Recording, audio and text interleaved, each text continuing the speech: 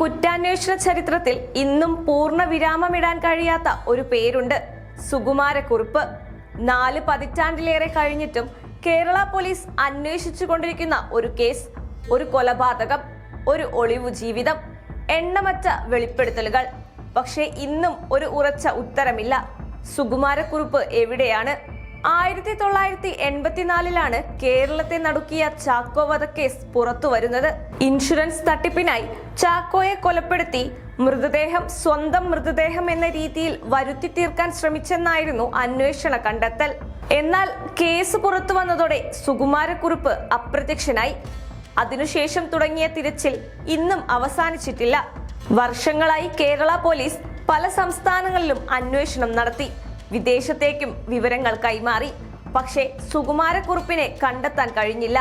ഒരിക്കൽ സന്യാസിയുടെ വേഷത്തിൽ കണ്ടുവെന്ന് ചിലർ പറഞ്ഞു, മറ്റു ചിലർ വിദേശ രാജ്യങ്ങളിലുണ്ടെന്ന് അവകാശപ്പെട്ടു. എന്നാൽ ഒന്നിനും വ്യക്തമായ തെളിവുകൾ ലഭിച്ചില്ല.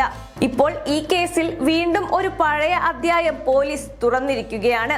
കൊൽക്കത്തയിൽ നഴ്സായിരുന്ന രത്നമ്മയുടെ മൊഴി വീണ്ടും രേഖപ്പെടുത്തിയിരിക്കുകയാണ് ക്രൈംബ്രാഞ്ച്. ചാക്കോ കൊല്ലപ്പെട്ടതിന് പിന്നാലെയുള്ള ദിവസങ്ങളിലാണ് സംഭവം.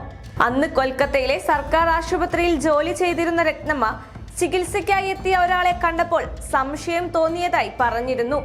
അയാൾ സുകുമാരക്കുറുപ്പിനെ പോലെ തോന്നിയെന്നാണ് അവർ പറഞ്ഞത്. സംശയം തോന്നിയതോടെ നേരിട്ട് ചോദിക്കുകയും ചെയ്തു. സുകുമാരക്കുറുപ്പാണോ എന്ന് ചോദിച്ചപ്പോൾ അതേ എന്ന് മറുപടി ലഭിച്ചു എന്നായിരുന്നു അവരുടെ വെളിപ്പെടുത്തൽ. എന്നാൽ പിന്നീട് മരുന്നുമായി തിരിച്ചെത്തുമ്പോഴേക്കും ആ വ്യക്തി ആശുപത്രിയിൽ നിന്ന് അപ്രത്യക്ഷനായിരുന്നു. ഈ വിവരത്തെ തുടർന്ന് അന്നും കേരള പോലീസ് അന്വേഷണം നടത്തിയിരുന്നു. കൊൽക്കത്തയിലെത്തി രത്നമ്മയുടെ മൊഴി രേഖപ്പെടുത്തുകയും ചെയ്തു. പക്ഷേ ആ വ്യക്തി യഥാർത്ഥത്തിൽ സുകുമാരക്കുറുപ്പായിരുന്നോ എന്നതിന് തെളിവ് കണ്ടെത്താനായില്ല. ഇപ്പോൾ പല വർഷങ്ങൾക്കു ശേഷം അതേ രത്നമ്മയുടെ മൊഴിയാണ് വീണ്ടും രേഖപ്പെടുത്തിയിരിക്കുന്നത്. അതും പുതിയ തെളിവൊന്നും ലഭിച്ചതിനാലല്ല. തെളിയിക്കപ്പെടാതെ കിടക്കുന്ന പഴയ കേസുകൾ വീണ്ടും പരിശോധിക്കുന്നതിന്റെ ഭാഗമായാണ് ഈ നീക്കം. ക്രൈംബ്രാഞ്ചിന്റെ രേഖകളിൽ ഇപ്പോഴും തുറന്നു കിടക്കുന്ന പ്രധാന കേസുകളിലൊന്നാണ് ചാക്കോ വധക്കേസ്. അന്വേഷണ സംഘത്തെ സംബന്ധിച്ചിടത്തോളം ഏറ്റവും വലിയ വെല്ലുവിളി മറ്റൊന്നാണ്.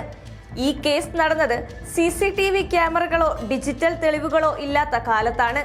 ഇന്നത്തെ പോലെ ഫോൺ ലൊക്കേഷനുകളോ ഇലക്ട്രോണിക് ട്രേസുകളോ ലഭ്യമായിരുന്നില്ല. അതിനാൽ അന്വേഷണത്തിന്റെ ഭൂരിഭാഗവും സാക്ഷിമൊഴികളെയും സാഹചര്യ തെളിവുകളെയും ആശ്രയിച്ചായിരുന്നു. അന്വേഷണത്തിൽ പങ്കെടുത്ത ചില ഉദ്യോഗസ്ഥരുടെ വിലയിരുത്തൽ പ്രകാരം സുകുമാരക്കുറുപ്പ് ഒളിവിൽ പോകാനുള്ള പദ്ധതി നേരത്തെ തന്നെ തയ്യാറാക്കിയിട്ടുണ്ടാകാം. വിദേശത്തേക്ക് കടക്കാനുള്ള മാർഗങ്ങളും വ്യാജ തിരിച്ചറിയലുകളും മുൻകൂട്ടി ഒരുക്കിയിരിക്കാമെന്ന വിലയിരുത്തലും അന്വേഷണ സംഘങ്ങൾക്കുണ്ടായിരുന്നു. പക്ഷേ അതിനും തെളിവുകൾ ലഭിച്ചിട്ടില്ല. ഇതിനിടയിൽ ഒരു ചോദ്യം കൂടി ഉയരുന്നുണ്ട്. സുകുമാരക്കുറുപ്പ് ഇപ്പോഴും ജീവിച്ചിരിപ്പുണ്ടോ? ഉണ്ടെങ്കിൽ അയാൾക്ക് ഇന്ന് 80 വയസ്സിന് മുകളിൽ പ്രായമുണ്ടാകുമെന്നാണ് കണക്കുകൂട്ടൽ. ജീവിച്ചിരിക്കുന്നുവെന്നതിന് തെളിവില്ല, മരിച്ചുവെന്നതിനും തെളിവില്ല. അതുകൊണ്ട് തന്നെ ഈ കേസ് ഇന്നും തുറന്ന നിലയിലാണ്. കേരള പോലീസിനെ ഏറ്റവും കൂടുതൽ വെല്ലുവിളിച്ച പ്രതികളിൽ ഒരാളാണ് സുകുമാരക്കുറുപ്പ്. ഇത്ര വർഷങ്ങൾ കഴിഞ്ഞിട്ടും കണ്ടെത്താകാനാത്ത പ്രതി, ഇത്രയും കാലം ചർച്ചയാകുന്ന കേസ്, അന്വേഷണ ഫയലുകൾ വീണ്ടും തുറക്കുമ്പോൾ പോലീസ് വലിയ പ്രതീക്ഷകൾ പങ്കുവയ്ക്കുന്നില്ല.